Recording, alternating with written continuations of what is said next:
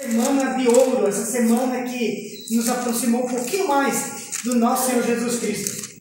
Filipenses capítulo 2, a partir do verso 5, nos diz o seguinte: tendo em vós o mesmo sentimento que houve também em Cristo Jesus, pois ele subsistindo em forma de Deus, não julgou como usurpação o ser igual a Deus.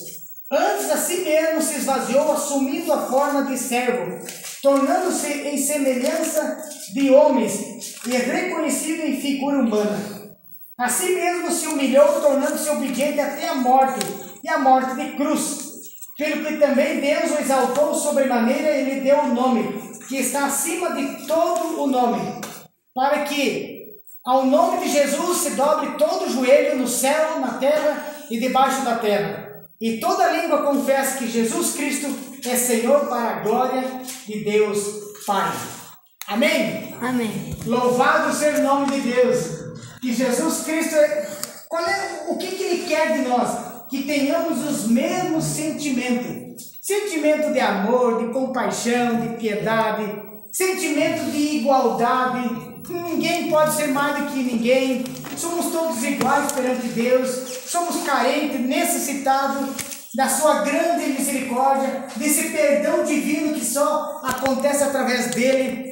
E esse sentimento de amor, irmãos, faz com que nós venhamos amar as pessoas, mesmo em situações difíceis, porque nem todas nos amam, nem todas querem o nosso bem, mas nós temos o dever e o direito de ajudar, de orar por elas, interceder e pedir que Deus perdoe os seus pecados e também perdoe os nossos pecados. Porque Jesus Cristo, Ele amou todos, até mesmo aqueles que o feriram, lhe machucaram e o rejeitaram.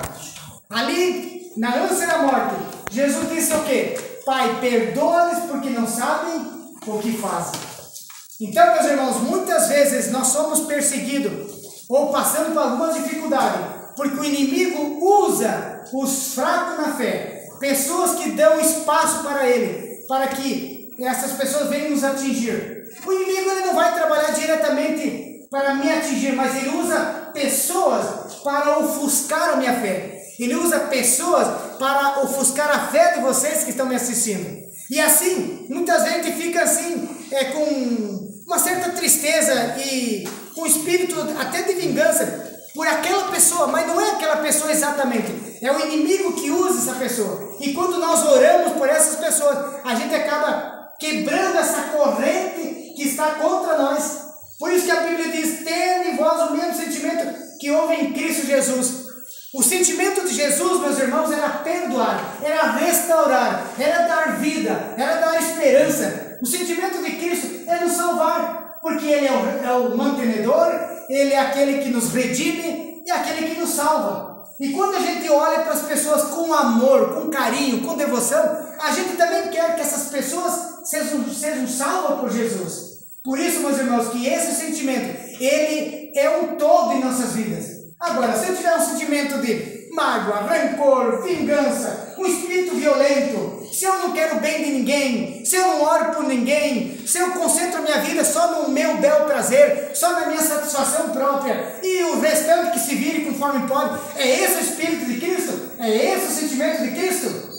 Não, de maneira nenhuma. O sentimento de Cristo é amor fraternal, amor que se estende até mesmo àqueles que nos ferem e nos machucam.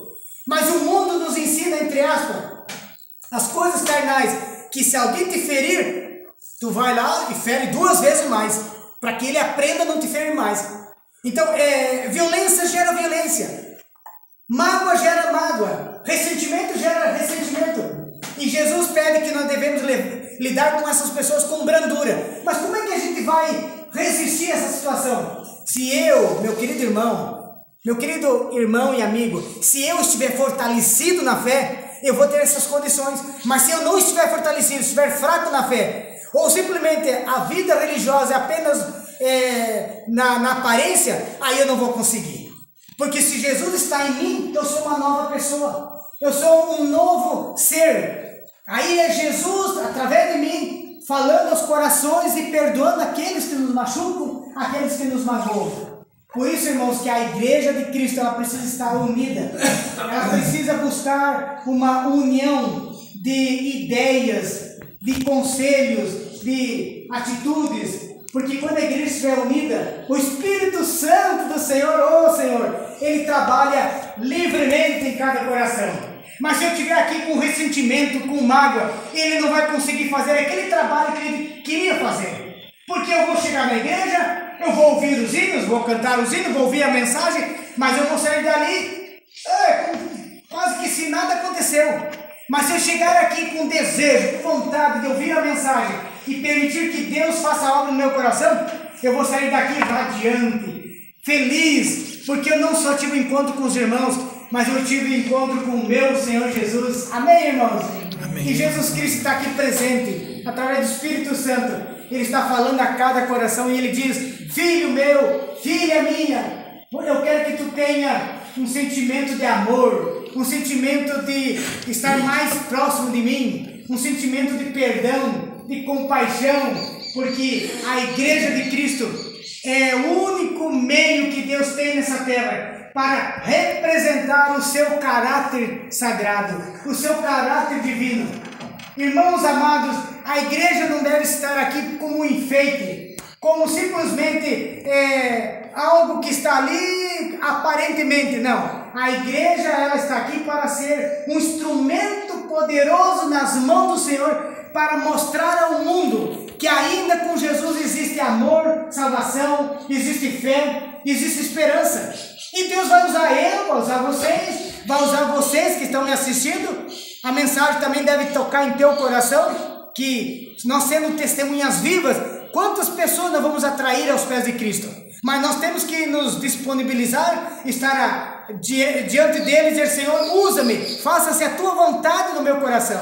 Aí as coisas vão acontecer. Mas se eu não me disponibilizar, eu vou ficar na igreja anos e anos, a minha vida espiritual, ela não terá o sentido, não terá o sabor, e vai chegar um ponto que eu vou acabar me desvanecendo na fé e até mesmo me perdendo dentro da igreja.